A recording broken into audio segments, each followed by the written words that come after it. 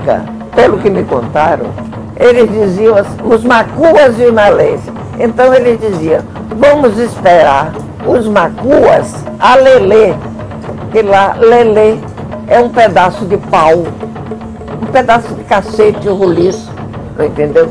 Então eles esperavam os outros com paus, esperavam os macuas a lelê para lutar. Daí então foi Macuas a Lelê, quando veio para o Brasil, já veio com o nome Macu Lelê.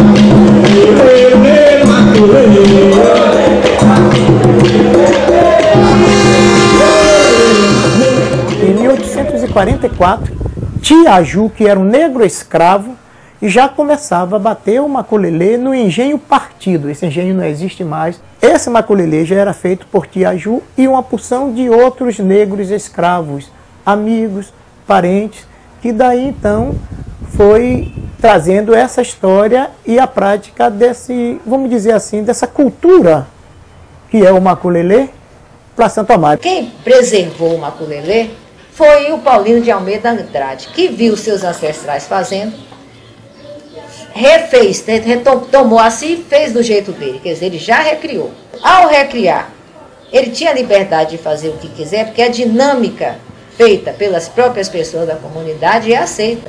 Conheci Popó muito, porque ele, além de ser o líder do maculelê, que a gente via sempre nas festas de fevereiro e nas ruas em Santo Amaro, ele era o condutor do bonde, puxado a burro da Trilhos Urbanos. Então é uma figura conhecidíssima. Minha infância toda e até a adolescência, eu acompanhei Popó nessas duas atividades. É uma das figuras mais importantes da minha formação e da história da minha cidade. Eu fiz Trilhos Urbanos por causa dele, por causa disso. Popó no trole, não é o bonde, é o trole, porque o bonde era esse aqui. E aqui vinha atrás do bonde carregado de bagagens. Entendeu? Para entregando às famílias, às casas comerciais. E o maculelê se tornou, com esse homem aí, uma figura, esse homem era uma figura histórica de Santo Amaro. E claro que ele botou músicas do que ele ouvia, que era a música de candomblé. Em especial, o que predominava na época, aqui não era o candomblé de Queto, nem o candomblé de Jeje, era o candomblé Congo-Angola. Então ele buscou elementos musicais desse candomblé e colocou dentro da música do maculelê, além do que ele ouviu do tradicional, que seria biaiá, bioiô, sarabundum, sarami, sorodô, sarabundum, sarami, sorodô, sarabundum, sarami, sorodô. A dança que ele fez era uma dança que foi classificada como dança dramática, não por mim, pelos pesquisadores como Renata Almeida e Delgar Viana, certo?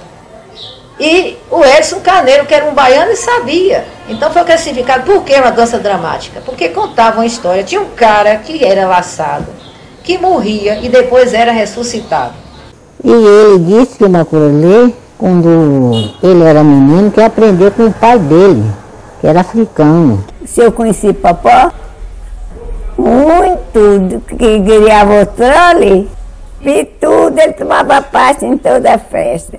Agora, coitado, trabalhava muito, não tinha tempo. Ele é quem dirigia os ônibus de burro e os troles para carregar os carregos.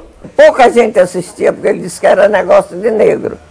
Mas eles formavam a roda e o povo ia ficando um atrás do outro, espichando o pescoço, para ver dançar o maculelê. E depois Popó saía fazendo visita nas casas. Ele chegava, como o povo estava sentado na rua, na porta de casa, ele fazia a roda, dançava maculelê e a gente assistia.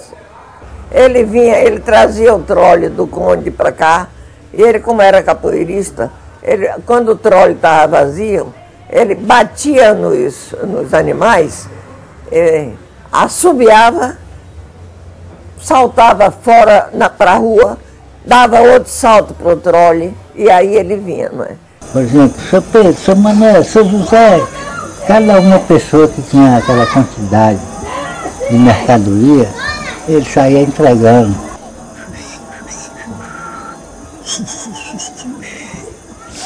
É porque não tem mais jeito. E eu tive um grupo folclórico só com mulheres, que dançava maculelê, capoeira e samba de roda e tocava todo o instrumental. Foi um grupo único na época, década de 60. Na época que eu assisti, eles vestiam roupas comuns. Eles saíam do trabalho com a roupa que estava, a maioria de pé no chão, com a roupa do corpo, roupa de trabalho, eles iam dançar. Maculelê não tem como ser classificado como jogo, é uma dança. Agora a capoeira sim, que é um jogo, é uma luta.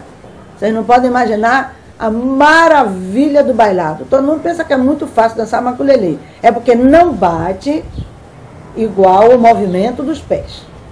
Você para bater em cruzeta, preste atenção o bailado dos pés. O tradicional sempre dançou no chão, em roda no chão ou semicírculo. Hoje você já vê grupo de capoeira e grupo de maculelê dançando de tênis e de relógio no braço, a corrente de ouro.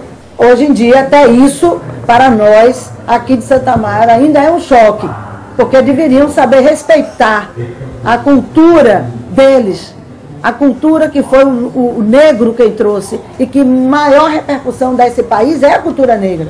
Em 1964, eu passei a pesquisar e a saber tudo sobre o maculelê. Formei com Popó um grupo das pessoas que ele dirigia, daí foi que veio se divulgar mais o maculelê. Viajei pelo Ministério da Educação, fui a Ceará, Rio de Janeiro, São Paulo, Minas Gerais, levando o maculelê de uma maneira tradicional, sempre respeitando o material rústico. Os atabaques são feitos a facão, são de pau d'arco, não são industrializados. O cachexê, o chequeré também é de Flandre, o agogô é de ferro. Então, todo o meu material é trabalho manual. Os paus eram tirados na época própria, eram preparados de maneira tradicional. Deixei de apresentar maculelê no ano de 72 para 70. Até hoje eu tenho a madeira e não quebra, não bicha, não faz nada, porque ela foi preparada da maneira sigilosa. O cemitério é o Campo de Caridade, é considerado o segundo cemitério mais velho da Bahia. Antigamente, quando as pessoas não tinham dinheiro, a família não tinha dinheiro para comprar um jazigo perpétuo, a família dava autorização e o pessoal do cemitério jogava os ossos, colocava num saco depois de lavar, jogava num saco e jogava aquilo no sumidouro, que era um fosso gigantesco. Quando chegava no 13 de maio, Bembé do Mercado, Popó se apresentava na Praça do Mercado, em um quadradozinho separado. Ali eu, meninote de 12, 13 anos, por aí, vendo Popó, batendo maculelê ou jogando capoeira com seus filhos Vivi e Vavá. Mas não era uma festa popular, era uma demonstração de agradecimento ou de gratidão aos santos hoje chamados orixás.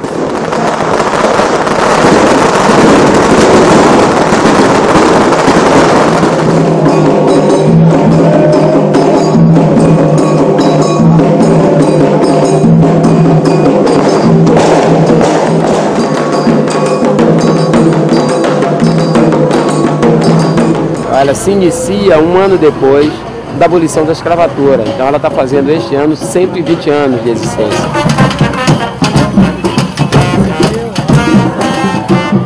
E ela, na verdade, é uma celebração dos ex-escravos diante da abolição da escravatura.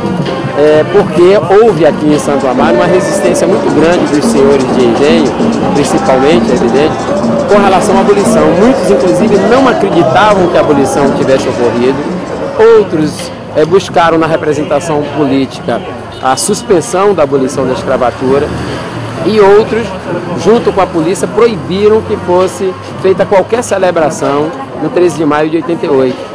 E aí, no ano seguinte, os escravizados, né, resolvem celebrar essa abolição. E resolvem celebrar no mercado, né, com essa corruptela que chama-se Bembé do Mercado.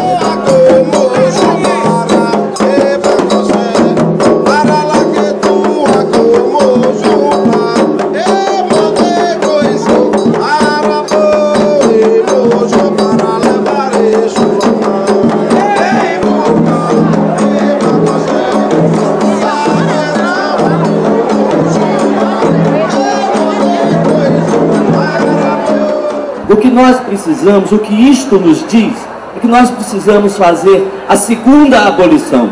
Mas uma segunda abolição é um trabalho imenso. Tem que ter pelo menos essa virada na questão da distribuição de renda no Brasil, para ver o que é que o jeito brasileiro dirá a respeito dessa questão intratável, que é a questão das raças nas Américas por causa da escravização dos negros.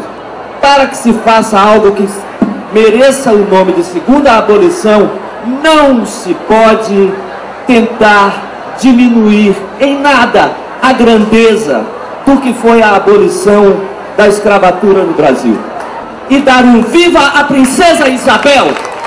Hoje, todos os prefeitos que entrou aí, toda a comissão que tem hoje da prefeitura, ninguém nunca quis criar uma estátua de Popó. É um dos símbolos cultural, né, do folclore de Santo Amaro. Se não fosse Popó, não tinha maculelê em Santo Amaro. Nem no Brasil, nem na Europa, nem no lugar nenhum tinha maculelê. Porque o criador de maculelê em Santo Amaro foi Popó. O maculelê original é com uns pedaços de pau que chamava cacete, ou grima, e batendo um com o outro, e o chefe do grupo era que usava somente um bastão e saía cantando e batendo. Na hora que ele quisesse tirar um outro, ele via para aquele, batia, vinha para dentro da roda.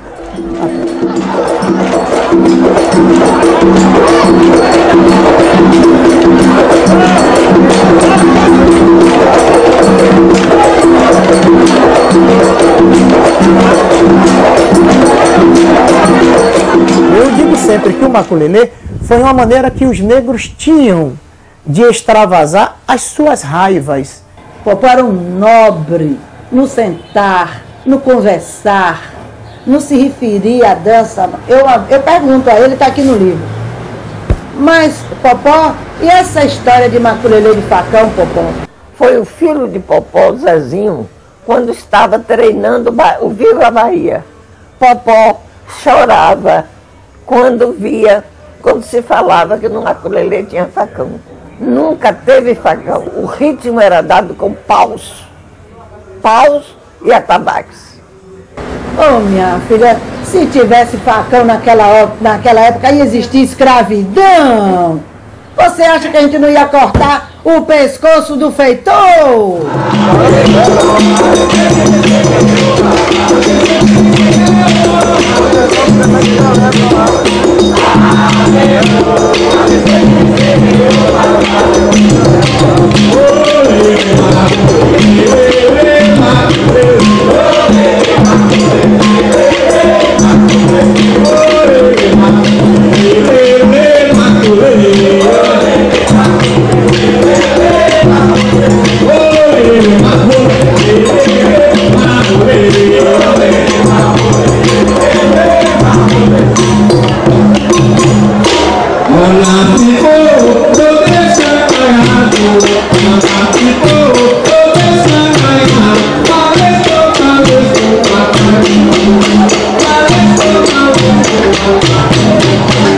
Para